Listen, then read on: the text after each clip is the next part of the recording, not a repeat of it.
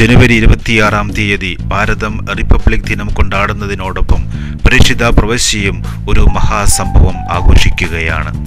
പ്രവശ്യയുടെ വളർച്ചയിലും തളർച്ചയിലും പ്രവശ്യയോടൊപ്പം നിന്ന് പ്രവശ്യയെ മുന്നോട്ട് നയിച്ച, പ്രവശ്യയ്ക്ക് മഹത്തായ നാമം അകത്തും പുറത്തും നൽകിയ 3 മഹത് വ്യക്തികളുടെ സുവർണ ജൂബിലി ആഘോഷം.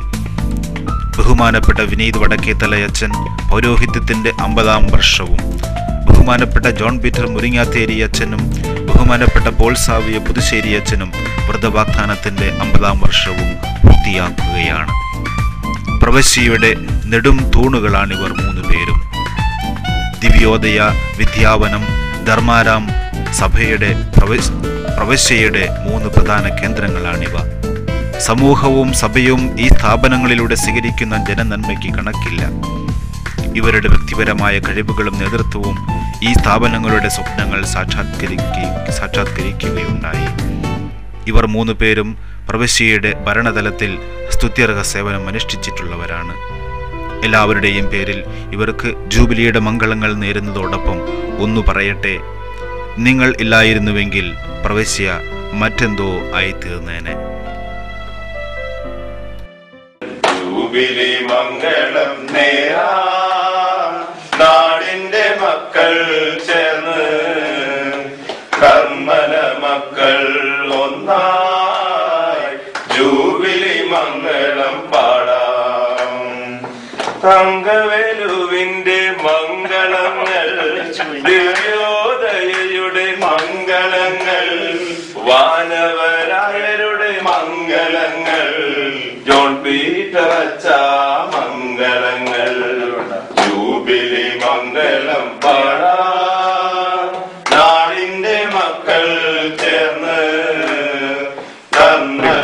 അല്ലെങ്കിൽ ഒരു റിപ്പബ്ലിക് എന്ന് പറഞ്ഞാല് പട്ടേറ്റ് കഴിഞ്ഞ് 5 കൊല്ലം 4 കൊല്ലം ലുവൈനിൽ പഠിക്കാൻ വന്നു. 1 കൊല്ലം ഈ കാനിക്സ് വൻവര പ്രസ്ഥാനത്തിലെ ആരംഭത്തിൽ ചെയ്തു. അത് കഴിഞ്ഞ് നാട്ടിൽ പോയി ധർമാരാമില് 3 കൊല്ലം മാസ്റ്ററുമായി പഠിപ്പിച്ചുകൊണ്ട്, പിന്നെ 2 കൊല്ലം കൂടെ ധർമാരാമിൽ വന്ന് പഠിപ്പിച്ചു.